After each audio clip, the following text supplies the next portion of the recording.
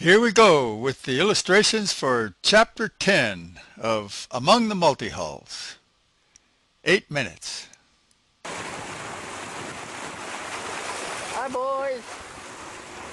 No, Hi, I'm boys. afraid I have no images of running out of gas in the Panama Canal. But porpoises never seem to Hurry, run out of boys. gas, and they just love to play Yeah. around the bows of multihulls. I think they like it when you talk to them.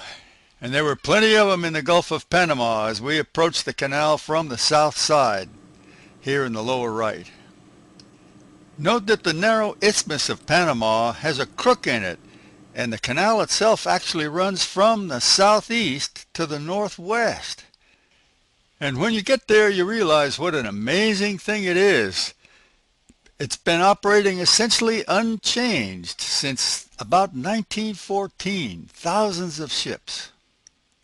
And we had both the adventure and the chagrin of having to sail through part of it because we had run out of gas.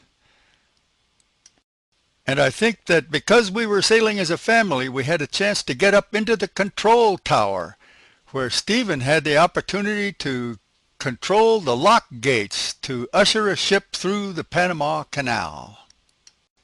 And this was dream time for me. I was finally getting back to the Caribbean, where 18 years previously I had sailed in the great schooner Janine as a punk kid, and where my life had been so profoundly influenced by my old mentor, Wolfgang Crocker von Schwarzenfeld. Chapter 2.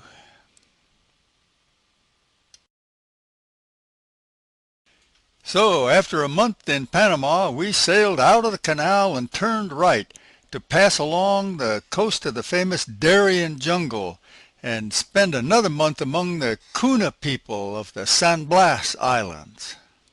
This tribe is said to descend directly from the original Amur Indians of northern South America. And up until about World War II, they were very much into body painting, but now the missionaries have reached them and they wear clothes, and the women make their own in the old patterns of body painting. And this woman's blouse is comprised of one of their famous mola textiles in reverse applique, incredible stitchery. And as in Guatemala, this is normal, everyday garb, except that when I offered to take this woman's portrait, she ran and put on her gold. Yes, those are gold pendants on her blouse, and she's also wearing gold earrings and barely visible a gold nose ring here. Talk about high fashion. These people live in incredibly crowded bedroom communities on small islands lying off the Darien jungle coast. Here they're free of the bugs and the predators. And when we first anchored off of one of these islands, we were immediately beset by visitors. Note the dugout canoes hanging off of the stern of Scrimshaw. These people were very anxious for contact with outsiders, particularly the women, because they are not allowed to leave the islands.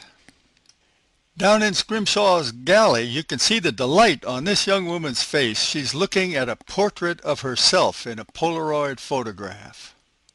Besides their gold rings for the nose and fingers, note also the elaborate beadwork on their forearms, which also adorns their ankles. Sitting in Scrimshaw's cockpit, this woman is captivated with a yachting magazine looking for inspiration for patterns for their mola blouses. This mother's mola is prominent here, as is her nose ring and her beadwork, and her little boy, who is dressed in Western clothing. Now these people believe themselves to be the last pure race of people on earth. The men wear Western clothing, like our friend Charlie Harris here. Many of them go to Panama to find work, but the women are not allowed to leave, and outside men are not welcome ashore after dark. This is a matriarchal culture, and the men are rather subdued and puppy-doggish when they're around the women, but when they get out in a boat, they're great guys, and we enjoyed joining them for an expedition up the jungle rivers to get fresh water. It's also where they have their fields, and they go there daily to cultivate them. And the kids grow up in their dugout canoes. And incidentally, these were the best dugouts we saw in all of Central America. They even make very little ones for very little kids. Russell couldn't quite fit into this one. We needed water in Scrimshaw, so Steve paddled our jugs up this jungle river. And note that this canoe is carved to leave solid chunks of wood inside the dugout to receive the thwarts. They were excellent vessels. But after a month with these wonderful people, it was quite a jolt for us to arrive at Cartagena, Colombia, which turned out to be our favorite port city.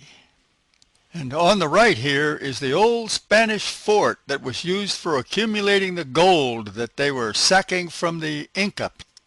And it was here that we left the boys alone on the boat for the first time while Joanna and I took off to do a little traveling overland down into South America.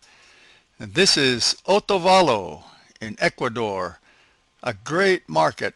And of course we came home with yet another bundle of textiles. Well, Cartagena, Colombia was as far to the right of Panama as we got here. But from there we turned left and headed Scrimshaw to the northwest, out across the Caribbean to Old Providence Island, which is located at about that V-shaped jog in the course there. As if I could, I would explain as an aside here that sailing with the wind is very different than sailing against it. Here we are in the Chesapeake running with the wind and waves. It's very smooth, a wonderful sensation. But when the course changes and you're up against the wind, driving to windward, things are very different. Now again, this footage was taken under normal conditions in the Chesapeake, but when beating up to Old Providence, we had much stronger winds and much bigger waves. So by the time we got to Old Providence, we all sort of felt like this. 2 days and 2 nights of hard going. But I was back at the beginning. The book tells of a big deal promise that I had made to myself back in 1957 at Old Providence Island, Chapter 2. And finally, now in 1974 at the same place, I felt that it had been kept. But the story's far from over yet. And besides, now I was free.